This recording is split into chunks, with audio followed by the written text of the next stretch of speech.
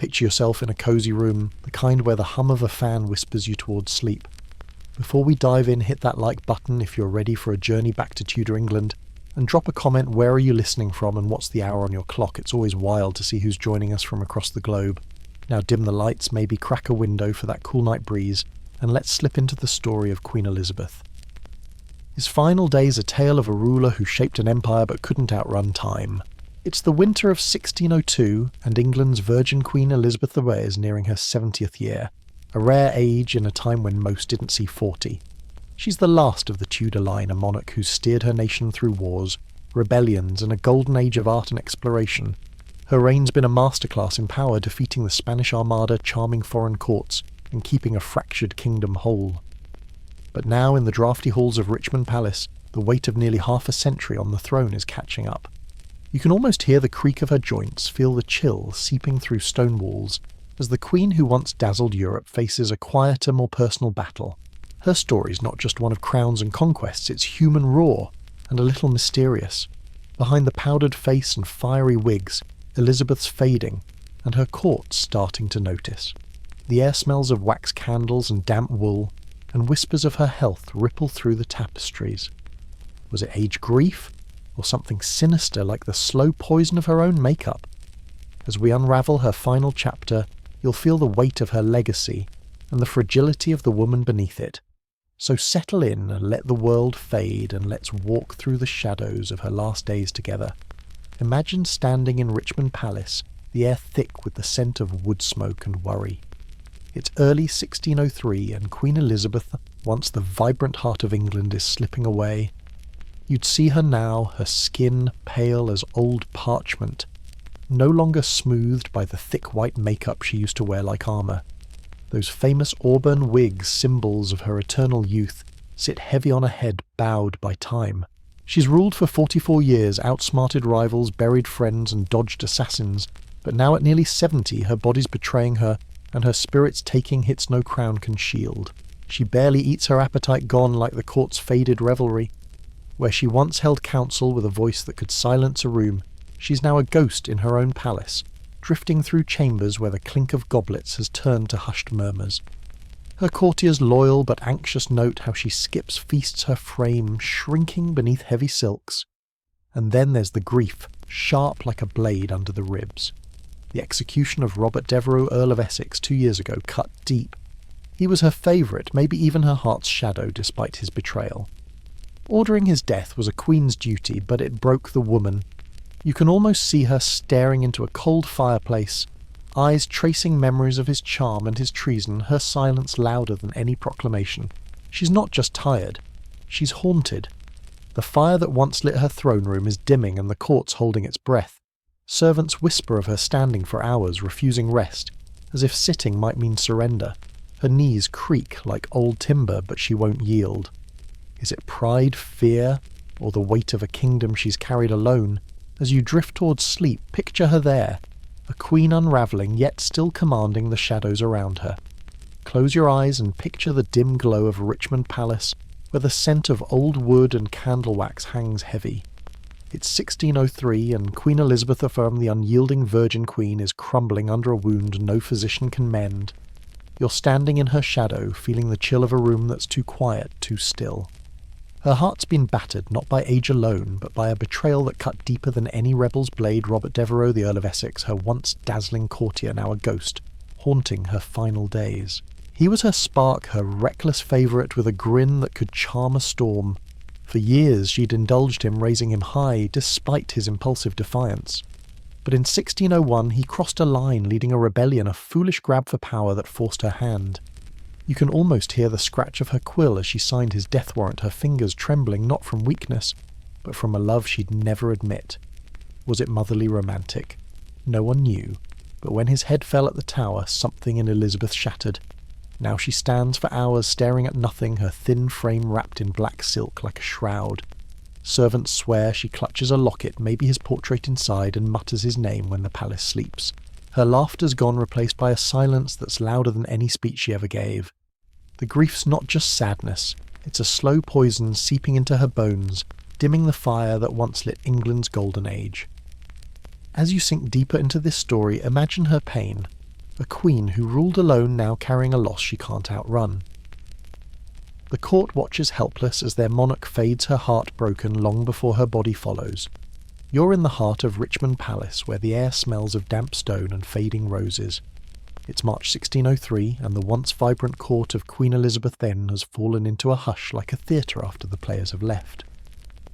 The Queen, who once filled rooms with wit and command, is now a shadow of herself, her presence as faint as the flicker of a dying candle. You can feel the tension the way courtiers tiptoe around her, their whispers sharp with worry.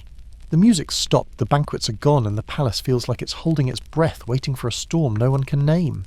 Elizabeth, nearing 70, no longer rides through the gardens or spars with her council.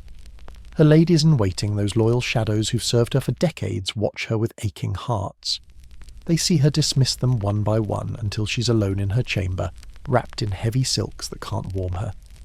Lady Scrope, one of the few still allowed near, speaks in soft, hesitant tones, unsure if her words comfort or sting. The Queen's mind, they murmur, is slipping, her eyes stare past them. Her voice, when it comes, is thin as winter air. She's stopped holding court, stopped signing papers, stopped being the Elizabeth who could outwit kings. The palace is a maze of rumours now. Servants gossip about her refusal to eat her sleepless nights, spent standing by a window, as if she's guarding against something only she can see. The court's not just mourning her health, it's mourning the end of an era. You can almost taste their fear, bitter as stale wine, as they wonder what happens when a queen who's been England itself fades away.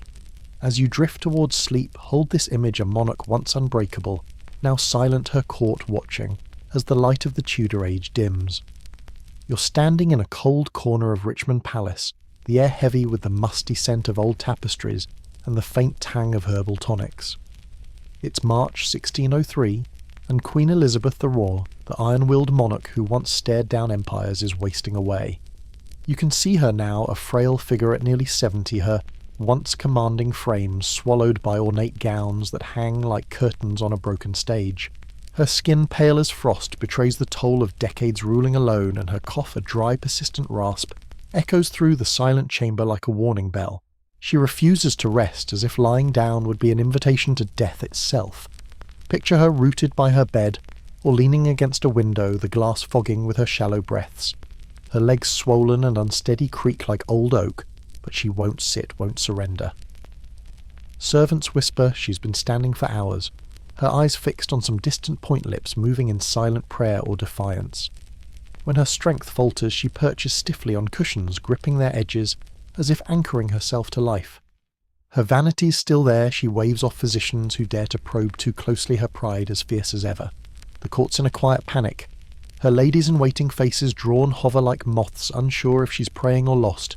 They've seen her shrink, her bones sharp under silk, her appetite gone. Is she fighting death or control?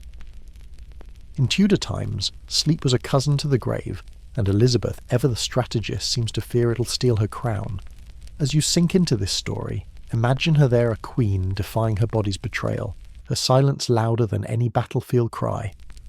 Step into the flickering candlelight of Richmond Palace, where the air smells of melted wax and the faint metallic bite of Queen Elizabeth Thurn's makeup. It's 1603, and the Virgin Queen, now a ghostly figure at 70, is fading in ways no one can quite pin down. You'd see her face once, a flawless mask of white, now cracked beneath the weight of years and something darker.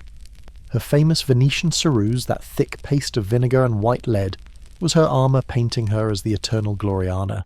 But now some whisper it's been her silent killer poisoning her from the skin inward.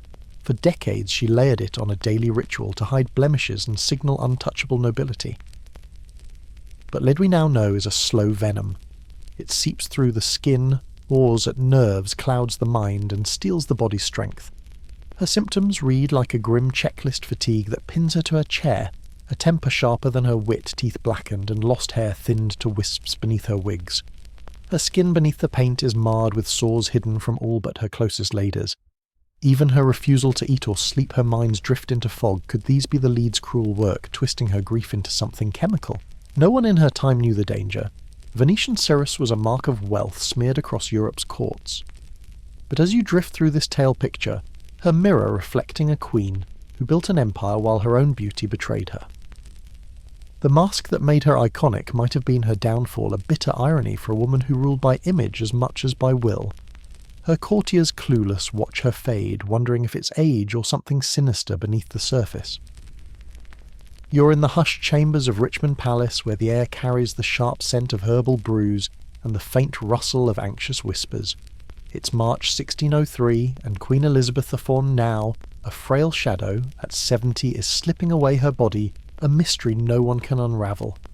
You can see her propped on cushions, her cough hacking through the silence like a hammer on stone. Her skin's ashen, her frame skeletal, yet she waves off physicians with a glare that still holds royal fire. In Tudor England, medicine's more guesswork than science, and the Queen's decline is a puzzle no one's equipped to solve. Her doctors cloaked in black mutter about humours, blood, phlegm, bile imbalanced as if her body's a misaligned star chart. They offer tonics that smell like swamp water, suggest bleeding her with leeches, but Elizabeth, ever stubborn, refuses it all. No thermometers, no microscopes, just prayers and potions. Modern minds might point to pneumonia, her chills, that relentless cough, the cold palace air creeping into her lungs. Without antibiotics, even a mild case could kill. Others guess blood poisoning, maybe from a rotted tooth or sores under her toxic makeup seeping into her veins like a silent assassin. But back then no one could name it. Her ladies-in-waiting eyes, red from sleepless nights, tiptoe around her, offering warm cloth she barely acknowledges. The court's desperate but helpless, her modesty won't allow close exams, her will won't bend to their cures. You can feel their dread, thick as fog, as they watch their queen waste away her silence, a wall no medicine can breach. As you drift into this story, picture a monarch outlasting her era, her body failing in a world too crude to save her. Imagine the heavy stillness of Richmond Palace, where the scent of wax and worn velvet clings to the air. It's March 1603, and Queen Elizabeth III at 70 is a fading ember of the monarch who once held England together. You're there watching her sit, rigid eyes distant, as if the crown itself is crushing her. For over 4 decades, she's been the soul of her nation, outwitting enemies, charming allies, her every word shaping history. But now in this dim chamber, the weight of rule is heavier than ever, and a question looms like a storm: who will wear the crown when she's gone? Elizabeth has no heir, no child to carry the Tudor flame. Her refusal to name a successor isn't just stubbornness, it's a denial of death, a last grip on the control she's wielded so fiercely. Her ministers, led by the sharp-eyed Robert Cecil, press, gently, their voices low but urgent. England's no stranger to civil war. A throne left empty could spark chaos. James VI of Scotland, son of her executed rival Mary, is the likely choice Protestant with Tudor blood. But factions lurk, old grudges simmer, and Catholic claimants whisper in the shadows. Elizabeth's silence on the matter is deafening, her nods vague, her will unspoken. You can sense the court's fear, sharp as a blade's edge, as they watch her drift further into herself. She's not just fighting illness, she's wrestling with the end of her dynasty, her era. To name a king is to admit her story's over, and that's a surrender she can't stomach. As you sink deeper into this tale, picture her a queen carrying a kingdom's fate, her silence louder than any speech, her legacy teetering on the brink of the unknown. You're in the sacred hush of Richmond Palace, where the air smells of rosewater and flickering candles. It's March 1603, and Queen Elizabeth, the Virgin Queen, is nearing her end at 70. You can see her now, a fragile relic beneath heavy covers, her once fierce frame barely stirring the silk. For days she's refused sleep standing or sitting like a sentinel against death. But her body's betrayed her, she's collapsed, and her ladies with trembling hands have laid her in bed, the first rest she's allowed in weeks. The room feels like a cathedral, heavy with reverence and dread. Her breathing's shallow, a faint rattle in the stillness. Lady Scrope, ever loyal, holds her hand, dabbing her brow with linen, while courtiers and physicians stand like statues, their whispers swallowed by the weight of the moment. Elizabeth says nothing, her voice, once a weapon that rallied armies, is gone. Her eyes half open seem to trace shadows, only she can see her youth, her triumphs, the ghosts of Essex and Mary Queen of Scots. Some say she reached for the crown nearby, others swear she nodded toward James VI's portrait, but no words seal her will. The Tudor dynasty, a century of fire and blood, is dying with her. Just before dawn on March 24th, the silence deepens. No gasp, no cry, just a final breath, and Lady Scrope gently covers her face with linen. The Queen is gone, and with her, an era. You feel the chill of history shifting the kingdom, holding its breath, as the courtiers stand frozen mourning not just a woman, but the England she forged. As you drift into this story, hold her image a monarch who ruled alone now, passing into legend, her silence, her final act. Picture London streets thick with the scent of damp earth and tolling bells. It's April 28, 1603, and England's mourning Queen Elizabeth this laid to rest over a month after her death. You're among the crowd, shoulder to shoulder with nobles and commoners, as her funeral procession creeps from Whitehall to Westminster Abbey. The coffin draped in velvet rides a hearse pulled by 4 black horses crowned with an effigy so lifelike, crown-orbed sceptre gleaming you'd swear she's still watching. Thousands line the paths and weeping others silent their boots, scuffing the cobblestones in a kingdom that feels unmoored. Inside the abbey she's interred beside her half-sister Mary, her enemies in life now bound in death.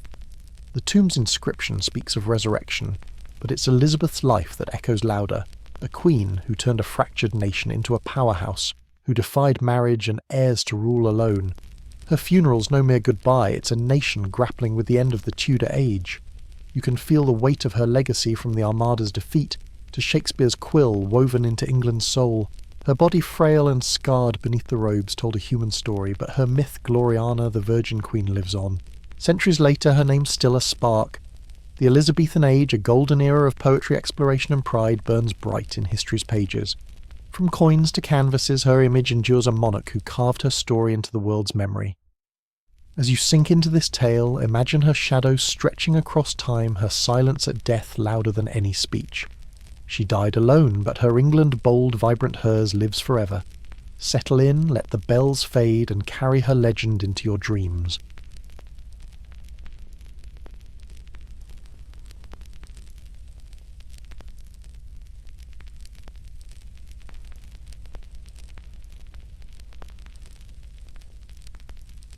Picture yourself deep in the steamy rainforests of southern Mexico, where the air smells of wet earth and blooming orchids and the hum of insects lulls you like a distant fan. It's over 3,000 years ago, and the Olmec, one of the America's first great civilizations, are weaving a story that's anything but ordinary. You're standing among them, feeling the heat on your skin as they cradle something sacred, the cacao bean. Not a candy bar, not a hot cocoa mug, this is cacao raw, and revered a bitter gift that's more than food. It's power. The Olmec, with their stone heads and shadowy rituals, likely first tamed the cacao tree, its pods heavy with promise. You can imagine their priests' hands stained with pulp, crushing the beans into a frothy drink, no sugar, just earth and spice. This wasn't a casual sip, it was for shamans and leaders a potion to touch the divine. Archaeologists whisper of cacao traces in ancient pots, hinting at ceremonies where the drink bound the living to the gods. The jungle's alive around you, vines curling like secrets. And cacao's not just a crop, it's a spark of something holy. As you drift into this tale, let the Olmec's reverence wrap around you, a reminder that even the smallest bean can carry a civilization's soul. You're in the heart of a Maya city 250 CE, where the air's thick with the scent of smoke and chili, and the clatter of clay vessels echoes through a bustling market. Cacao's no longer just a ritual drink, it's the lifeblood of the Maya, a gift from their gods. Picture yourself at a grand feast where nobles pour cacao from one vessel to another, creating a frothy crown that's as much a status symbol as gold. The taste is fierce, bitter, spiced with chili or cornmeal, no sweetness to soften it. It's not a treat. It's a bridge to the divine sipped by priests to commune with creation itself. In the Maya world, cacao's more than a drink, it's money power worship. You'd see merchants trading beans for tamales, 100 for a turkey, each one counted like coins. Their sacred text, the Popol Vuh, tells of gods crafting humans from maize and cacao, binding them to the earth.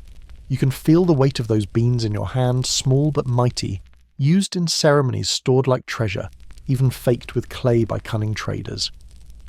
As you sink into this story, imagine the Mayas' reverence, their markets alive with chatter, their temples heavy with cacao's sacred foam.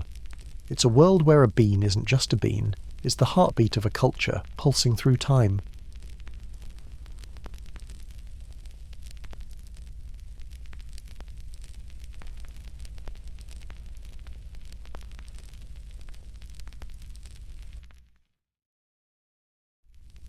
You're standing in the rolling hills of Georgia, 1820s, where the air smells of pine and wood smoke, and the murmur of a Cherokee village feels like a heartbeat. Picture a world alive with order, neat farms, schools buzzing with children's voices, and a printing press churning out newspapers in a language all their own. This is the Cherokee Nation, a civilization that's not just surviving but thriving, and you're right in the thick of it. Their log cabins glow warm against the dusk, their fields yield corn and cotton, and their council houses hum with debates as sharp as any in Washington. It's a far cry from the stereotypes of savagery settlers love to peddle. The Cherokee have built something remarkable. They've got a written alphabet crafted by Sequoyah, letting them read and write in their own tongue. Their constitution mirrors the US's with courts and elected leaders. You'd see women like Nancy Ward wielding influence and men like John Ross, navigating diplomacy with a steel-trap mind. They're Christian, too many of them blending old ways with new, their churches ringing with hymns. But trouble's brewing. White settlers eye their fertile lands, gold glints in their rivers, and greed's a louder voice than justice.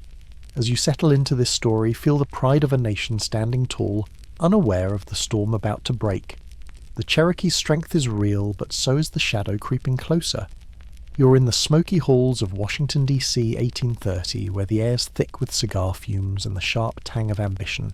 The Cherokee Nation's a world away, but their fate's being carved up here in rooms where ink and promises turn to knives. Picture yourself among the politicians, their voices booming over a new law, the Indian Removal Act. It's a fancy name for a brutal plan to push the Cherokee and other tribes west, clearing their lands for settlers, hungry for gold and soil. You can feel the weight of it like a stone in your gut as President Andrew Jackson, all grit and growl, signs it into law, with a smirk that says justice is for someone else. The act's a masterclass in doublespeak. It calls removal voluntary, but the Cherokee know better say no, and soldiers will come knocking. Their homeland, rich with farms and memories, is a prize too tempting for Georgia's lawmakers, who are already divvying it up like a pie. The Cherokee aren't just fighting for land. It's their schools, their press, their very identity on the line. You'd hear whispers of resistance petitions, diplomats in starched collars, pleading their case, but the tide's turning fast. As you sink into this tale, imagine the Cherokee's defiance, their roots deep in the earth, facing a nation that had rather uproot them than honour a treaty. The act's past, but the real cost is yet to come, and it'll be paid in tears.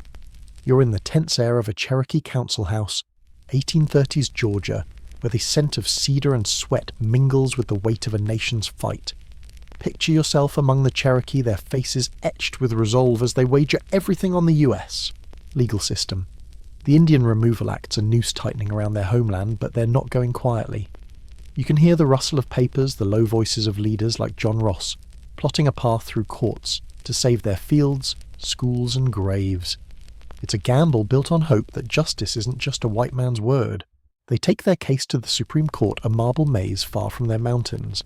In 1831, Cherokee Nation versus Georgia lands like a stone Chief Justice. John Marshall calls them a domestic dependent nation, not foreign enough to sue. A gut punch, but they don't fold. A year later, Worcester versus Georgia swings the pendulum Marshall rules. Georgia's laws don't apply to Cherokee land, that only the federal government can deal with them. Victory fleeting as a spring breeze. President Andrew Jackson, all fire and defiance, reportedly sneers Marshall's made his decision. Now, let him enforce it. His inactions a betrayal louder than any gavel. Georgia ignores the ruling settlers creep closer, and the Cherokee's trust in law crumbles like dry clay. As you drift into this tale, feel their stubborn hope clinging to a system that's already turning its back. You're in a smoky room in New Dakota, 1835, where the air's thick with tension and the bitter smell of ink. The Cherokee Nation's on the edge, their lands shrinking under the shadow of the Indian Removal Act. Picture yourself among a splintered few, Major Ridge John Ridge, Elias Boudinot, men who've lost faith in fighting. They're signing a treaty pen scratching like knives, but it's not the will of their people. You can feel the betrayal heavy as a storm cloud as they agree to give up their homeland for a promise of land out west. This is the Treaty of New Dakota, a wound that'll bleed for generations. Most Cherokee led by John Ross stand firm, refusing to trade their roots for a vague future. But this small faction, weary of battles, lost signs anyway, without their nation's blessing. The US Senate, eager for an excuse, ratifies it by a single vote sealing the deal. You'd hear the outrage ripple through villages, families who built schools, printed newspapers now facing exile because of a deal they didn't make. The treaty's a lie dressed in legal cloth, a theft wrapped in promises of safety and supplies.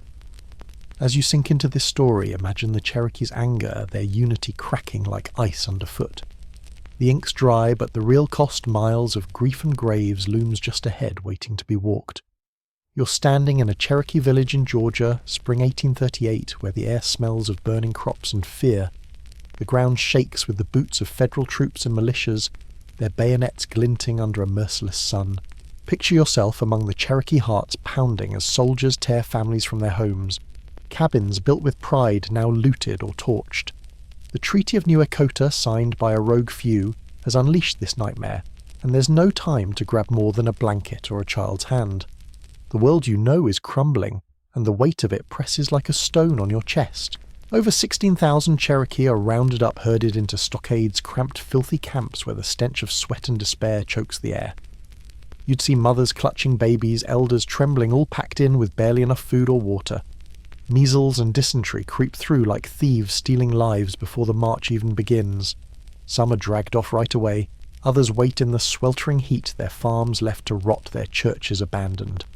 The soldiers' orders are cold as iron, move west or else. No negotiation, no mercy. As you sink into this story, feel the Cherokees' grief, their roots ripped out, their dignity trampled. These stockades aren't just cages, they're the first step on a trail of tears. You're walking a muddy path in 1838, the air sharp with frost and the wail of loss. This is the Trail of Tears, the Cherokees' forced march from their Georgia homeland to a strange land in Oklahoma 200 miles away.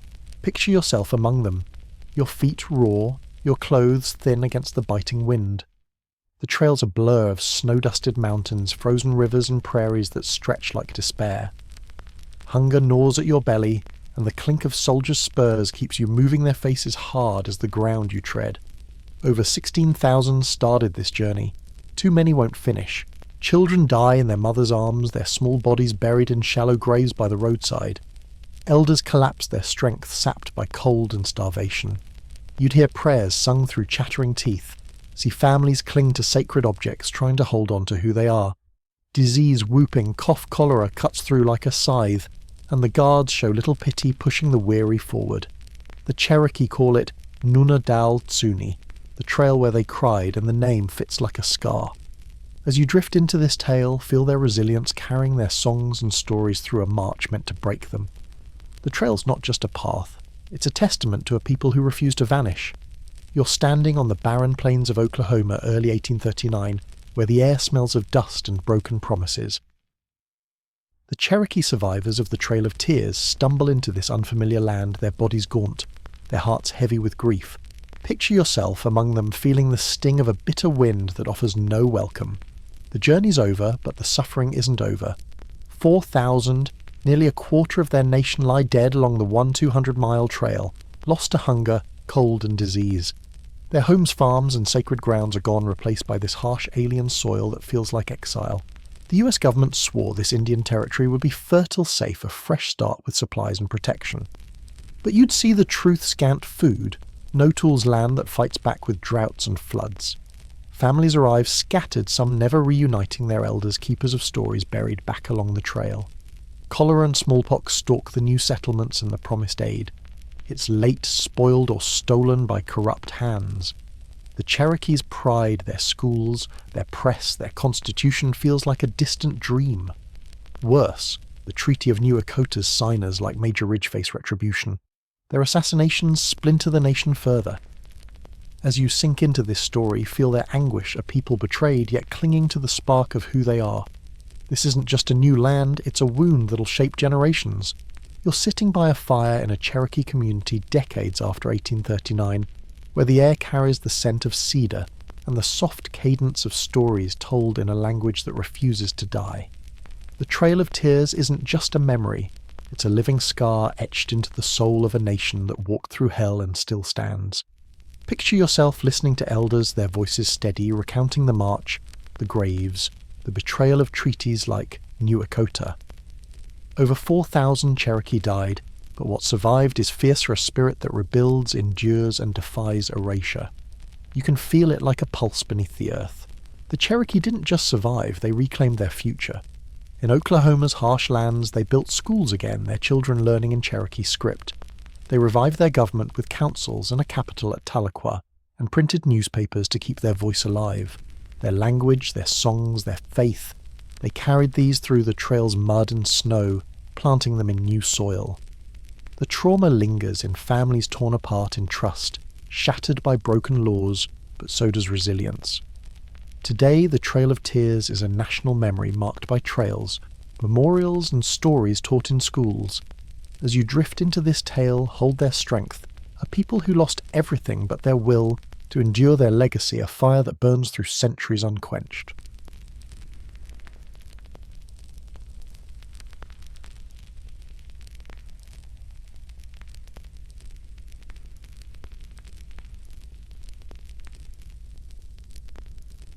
You're standing in Salem Village, Massachusetts, early 1692, where the air smells of frost and wood smoke, and the crunch of snow underfoot feels like a warning.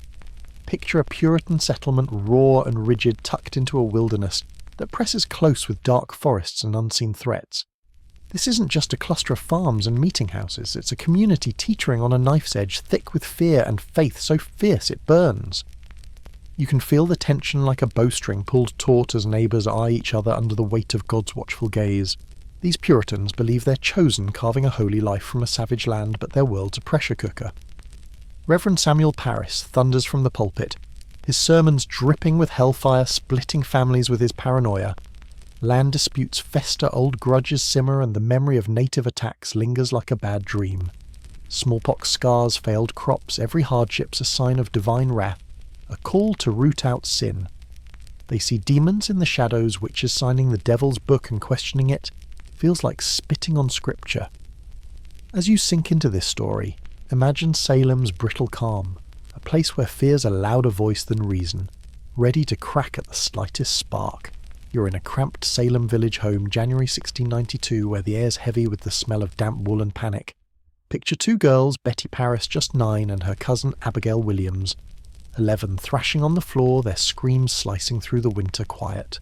You'd see their bodies twist into impossible shapes, hear them bark like dogs or babble in tongues, their eyes wild as if something unseen's got them by the throat.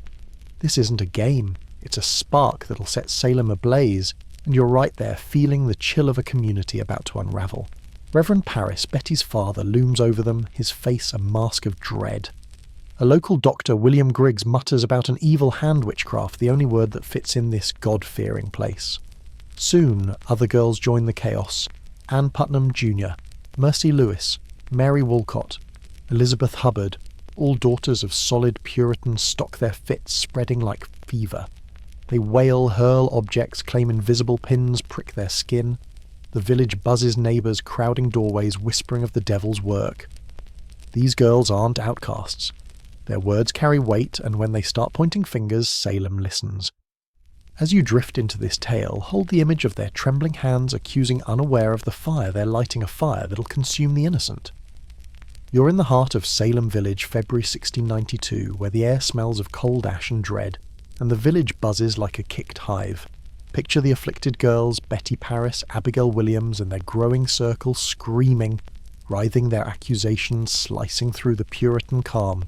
You're standing in a crowded meeting house, feeling the weight of eyes as they point fingers at 3 women, Tituba, Sarah Good, and Sarah Osborne. The room's a cauldron of whispers, and you can taste the fear, sharp as iron as Salem's fragile order starts to crack. Tituba, an enslaved Caribbean woman in Reverend Parris's house, is an easy target. Her foreign ways and stories of strange rituals make her suspect. Sarah Good, a beggar with a sharp tongue, shuffles in her poverty, a mark of sin in this pious town. Sarah Osborne, who dared skip church and marry her servant, stands defiant, her scandals fuel for gossip. The girls' cries, claiming spectral pinches and visions, seal their fate. You'd hear the clank of chains as they're arrested, dragged to jail, while neighbours murmur prayers or curses. This isn't just justice, it's a spiritual war, and Salem's ready to purge its demons. As you sink into this tale, feel the village's panic, a spark now, a blaze swallowing reason and spitting out suspicion. You're in a candlelit Salem courtroom, spring 1692, where the air's thick with the scent of sweat and fear, and the creak of wooden benches feels like judgment. Picture the afflicted girls, their screams echoing as they claim to see ghosts, spectres of the accused pinching and choking them right there in front of the judges. You're watching a new kind of evidence, spectral evidence, take root, a Puritan belief that witches can send their spirits to torment from afar. It's flimsy as cobwebs, but in this fevered town it's gospel, and you can feel the room tilt toward madness. Tituba's confession sets the stage. She spins tales of a devil's book, and flying spirits her words a mix of survival and terror, stoking the fire. The accused, from farmers to midwives, face a trap, deny guilt, and their silence damns them. Confess, and they might live, but only by naming others. You'd see judges stern in black lean into the girls' theatrics, accepting visions as proof, while reason drowns in hysteria.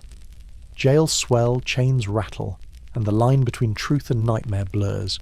If you squint, you might catch a wry twist. Salem's not fighting witches. It's fighting itself, fear dressed up as justice.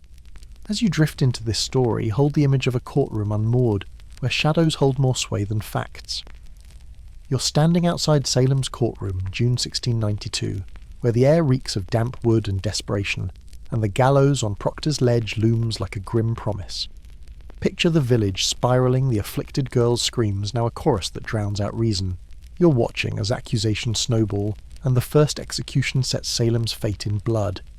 Bridget Bishop, a tavern keeper with a sharp tongue and bright clothes, stands accused. Her spectral form, the girls claim, mocks them in court. You can feel the crowd's fevered pulse, their faith twisting into fury as she's convicted and hanged on June 10th, her defiance snuffed out under a noose. The machinery of death kicks into gear. More trials follow, each a grim pageant of spectral evidence and coerced confessions. You'd hear the creak of ropes, see the condemned farmers, churchgoers, widows led to the scaffold, their prayers swallowed by the wind. Salem's not just purging witches, it's purging doubt, fear driving the blade. The girls' fits grow wilder, their accusations bolder, and no one's safe, not the poor, not the pious. Jails groan with the accused, their chains clanking like a dirge. If you lean in, you might catch the bitter irony, a town built on God's law, now a slaughterhouse for the innocent. As you sink into this tale, hold the image of Bridget's silhouette against the sky, the first of many to fall in Salem's mad dance with fear. You're in Salem Village, summer 1692, where the air's thick with the stench of fear and the buzz of whispered names. Picture a town no longer just a town, it's a furnace burning through trust and tearing itself apart. The witch hunt spread like wildfire, leaping from Salem to Ipswich and over Gloucester and beyond. You're standing in a crowded street watching neighbours turn on neighbours, families fracture, and even the devout fall under suspicion. The afflicted girls, once a small spark, now wield power like a blade, their screams and feints dictating who lives or dies. Accusations fly without pattern. Beggars, deacons, midwives, even children as young as 5 are jailed.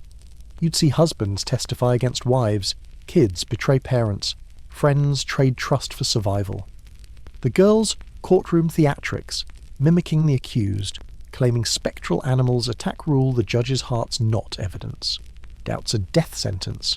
To question the trials is to invite a noose. The gallows on Proctor's Ledge grows busy, its shadow stretching over a community that's lost its soul. If you squint, you might see the grim humour in it, a town so scared of the devil it's become his playground. As you drift into this story, feel Salem's madness, a place where fear's the real witch, devouring all in its path. You're standing at the foot of Proctor's Ledge, Salem, late summer 1692, where the air smells of dust and dread, and the gallows creaks under its grim burden. Picture a town consumed its heart black with hysteria, as the witch trials reach their bloodiest peak.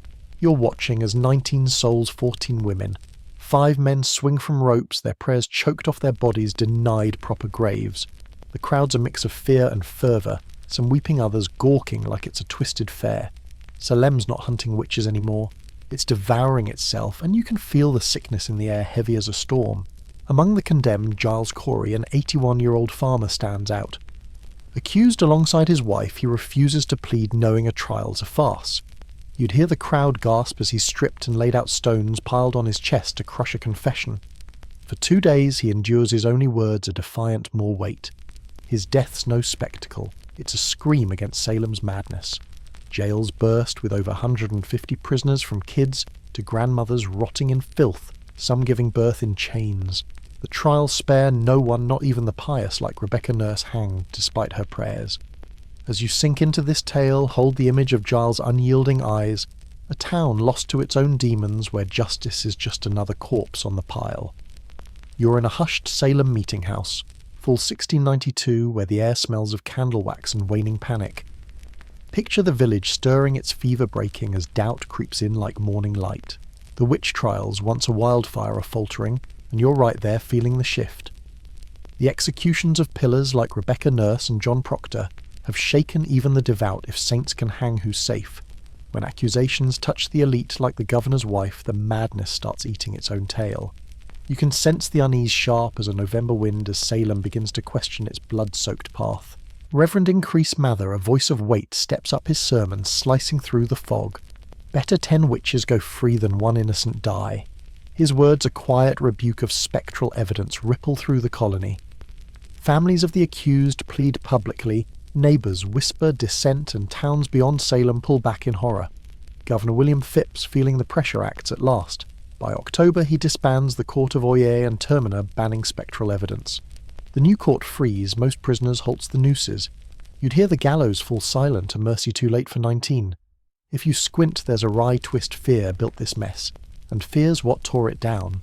As you drift into this story, hold Salem's slow awakening, a town scarred but stirring, learning too late that the real witch was its own terror. You're sitting in a quiet Salem village church, 1693, where the air smells of polished wood and lingering guilt. The witch trials are over the gallows silent, but the town's soul is still bruised heavy with the weight of 19 hanged, 1 crushed, and countless lives shattered.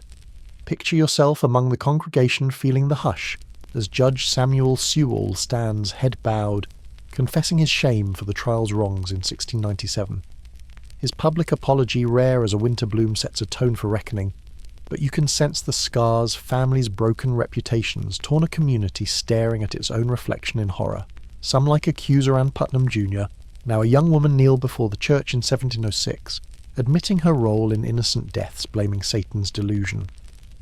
Others stay silent, clinging to their righteousness, while the colony grapples with its sin. By 1711, Massachusetts restores some victims' rights offers, coined to their heirs, but not all names are cleared, and the pain festers. You'd hear whispers of regret in homes see eyes. Avoid the old gallows site. Salem's become a warning not of witches, but of fear's power to twist justice into cruelty. As you drift into this tale, hold the image of a town healing slowly, its legacy etched in granite memorials, and stories like The Crucible, reminding us how hysteria can devour truth. The trials ended, but their echo asks you to listen when fear rules no one spared.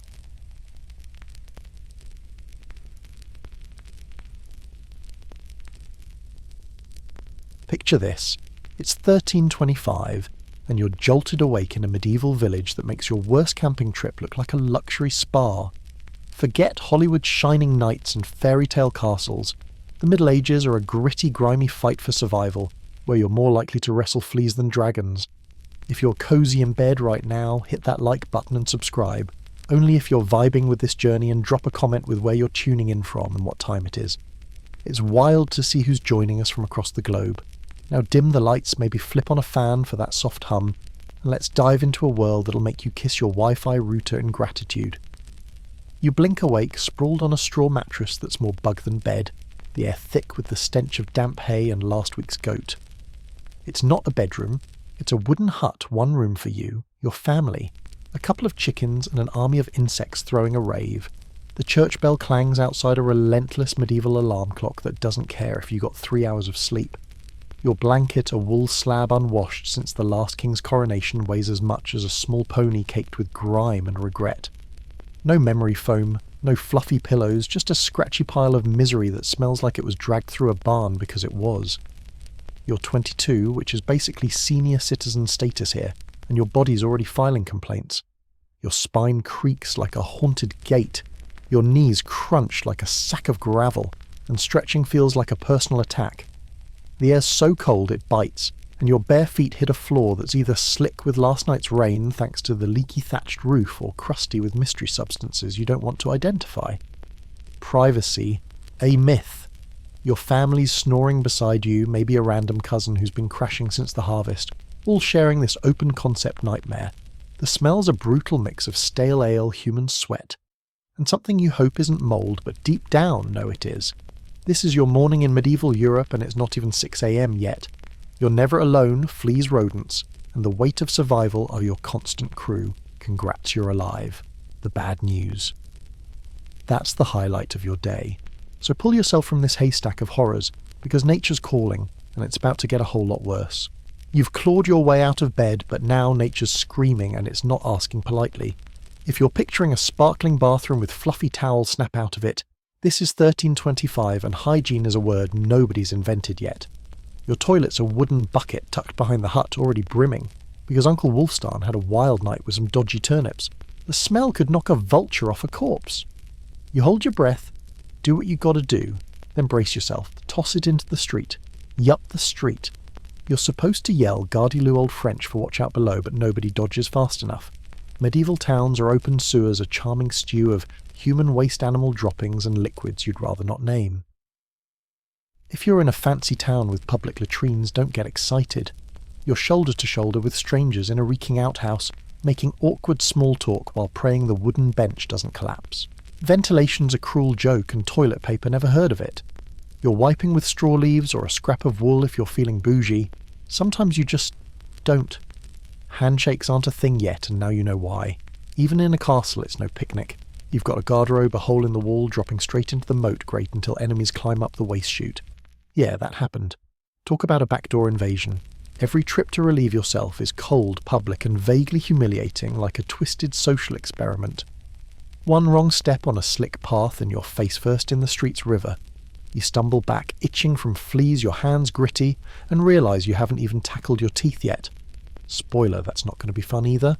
Welcome to medieval hygiene, where every choice feels like a dare and you're just trying not to lose your dignity or your breakfast. You've survived the medieval bathroom gauntlet, so surely you deserve a reward like a warm hearty breakfast to fuel your day. Think again. It's 1325 and comfort food is as mythical as a unicorn. You shuffle to the fire, squatting on a dirt floor that's seen more action than a battlefield, and stare into a wooden bowl of something. Meat pottage, the medieval equivalent of a culinary crime scene.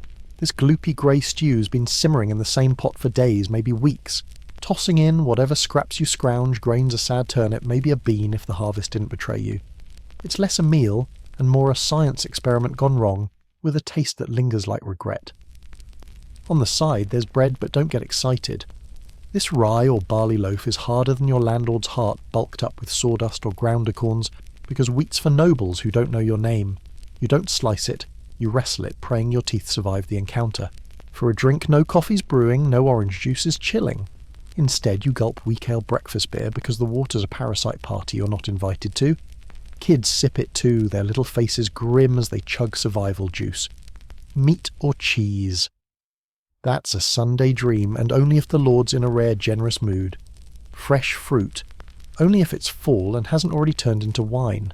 Every bite's a gamble. That bread might chip a tooth, the pottage could hide a rat's midnight snack. Spices like pepper are worth more than your hut, so flavour comes from onions, maybe salt, and a hefty dose of despair. You chew slowly, not because you're savouring, but because you're negotiating with your stomach to keep it down. This isn't breakfast, it's a test of endurance. You swallow, wipe your gritty hands on your tunic and brace for the day ahead, already dreaming of a time when food doesn't feel like punishment. Your stomach's grumbling through the pottage ordeal, and now it's time to face the medieval fashion disaster that is getting dressed.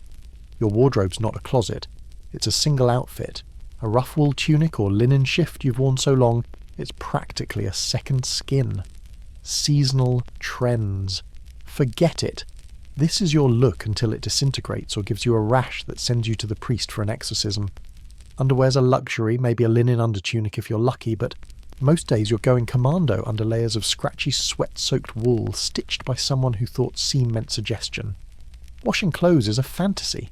No soap, no washing machine, just a river you'd have to haul water from heat over a fire and scrub with ashes if the sun's even out, which it isn't. Your tunic's stiff with stains, smelling like a pigsty left to fester, and you're not much better. Shoes.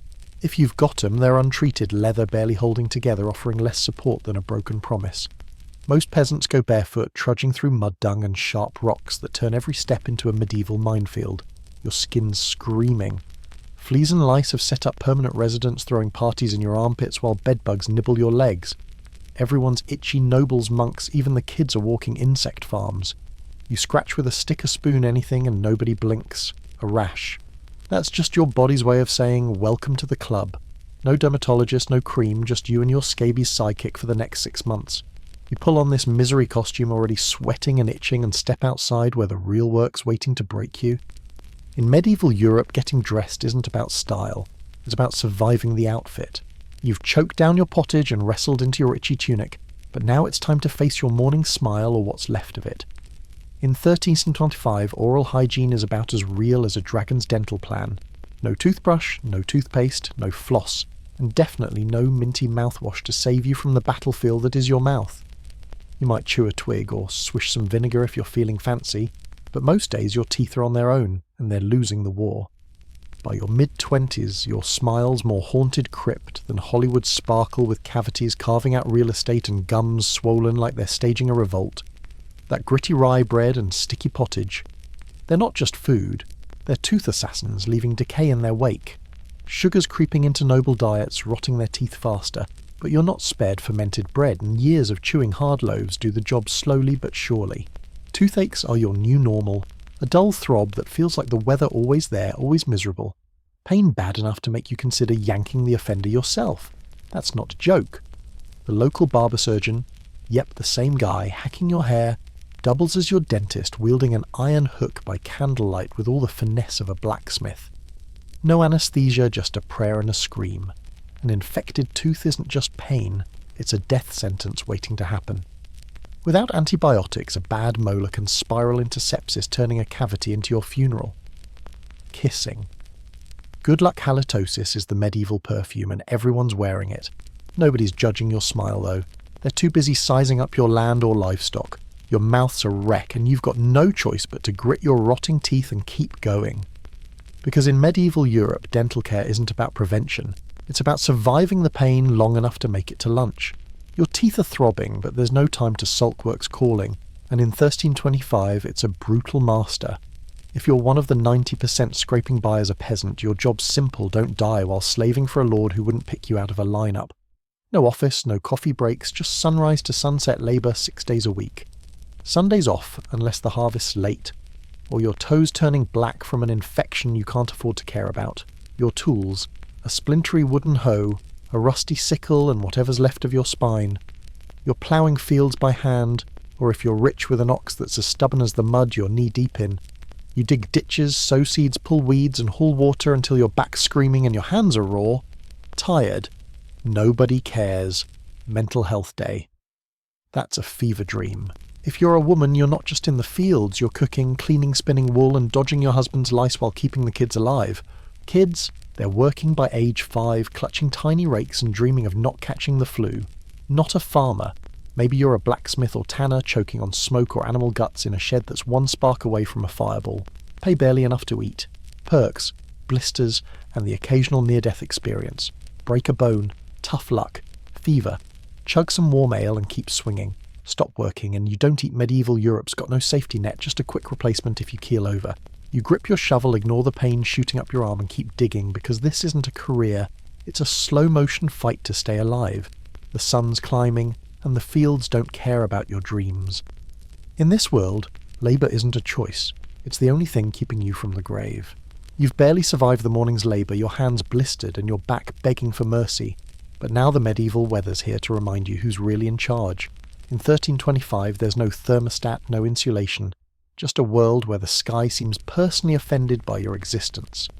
Winter's a beast. Your hut's wooden walls have gaps wide enough to toss a chicken through, and the cloth windows let in more frost than light.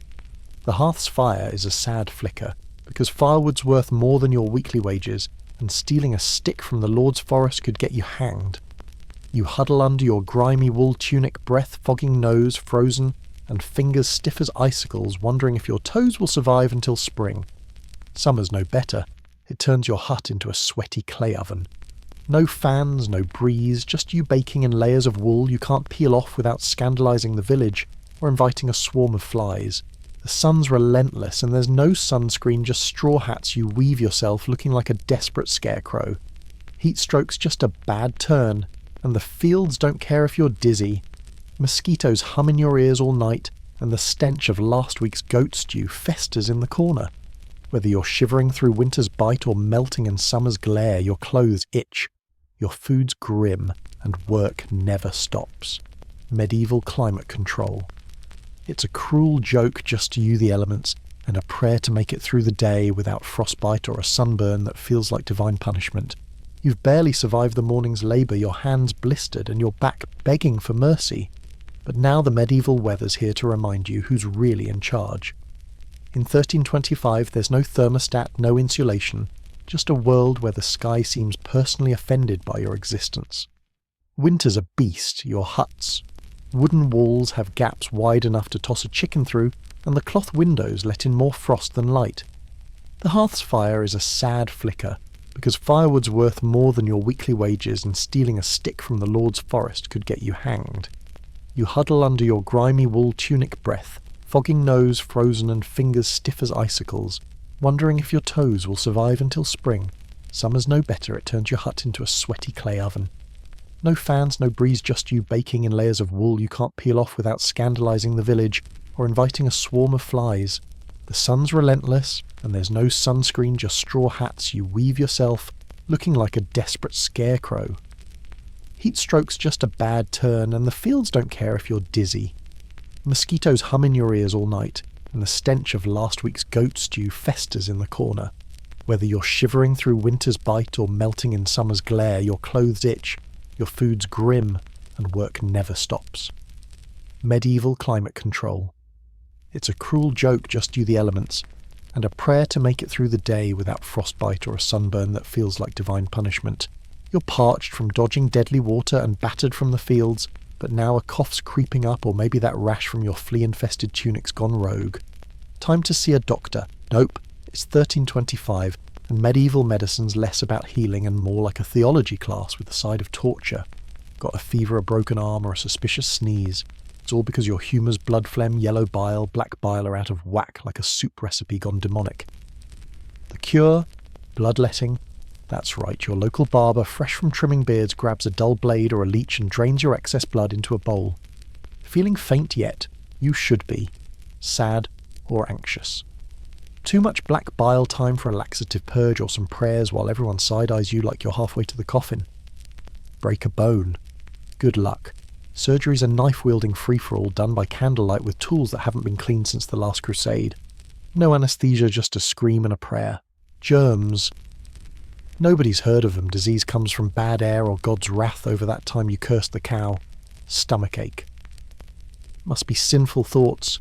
Confess, puke, repeat. If things get worse, they'll slap on more leeches, maybe sprinkle some crushed beetles and call the priest for last rites just in case. If you survive, it's a miracle and the doctor takes all the credit while the leech gets a promotion. Medicine here isn't science. It's a gamble where the house always wins and the house is death. You limp back to your hut, fever spiking, praying you don't croak before dawn. In medieval Europe, getting sick isn't a setback. It's a one-way ticket to the afterlife, courtesy of a leech and a bad theory. After surviving the medieval ER, your stomach's howling for something to quiet it down. Too bad dinner in 1325 isn't a meal. It's a survival challenge. Food preservation's a pipe dream, no fridges, no freezers, just salt smoke or a prayer that winter's cold doesn't fail you. Got meat lucky you, but it's been hanging for days, swarmed by flies dunked in sketchy brine, and probably nibbled by a rat. Bread's your lifeline, but it's no artisan sourdough. In lean years, it's stretched with bark, clay or sawdust, turning every bite into a gritty gamble. Rye bread's the worst ergot fungus can sneak in sparking hallucinations, convulsions, or a one-way trip to the grave. It's like eating LSD with a side of tetanus. Vegetables. Turnips always turnips boiled, mashed or haunting your pottage like a ghost of flavour past. Fruit's a fleeting fall treat, rotting faster than your dreams of a better life. Dairy's dicey milk sours in hours, and cheese is a bacterial party you're invited to at your own risk. Spices, peppers pricier than your soul, so you're stuck with onions, maybe salt, and a sprinkle of misery. Every meal's a health hazard, but it's also a political minefield. Poach a rabbit from the Lord's land and you're risking a fine jail or a noose. Dinner could literally get you hanged. You sit by a flickering fire, spooning grey stew that tastes like wet socks, each bite a leap of faith. You chew, you swallow, you pray it stays down, because in medieval Europe, food doesn't nourish it, dares you to keep breathing. And tomorrow you'll do it all again, assuming you survive the night. You've barely digested your questionable stew, and the day's grind is wearing you thin,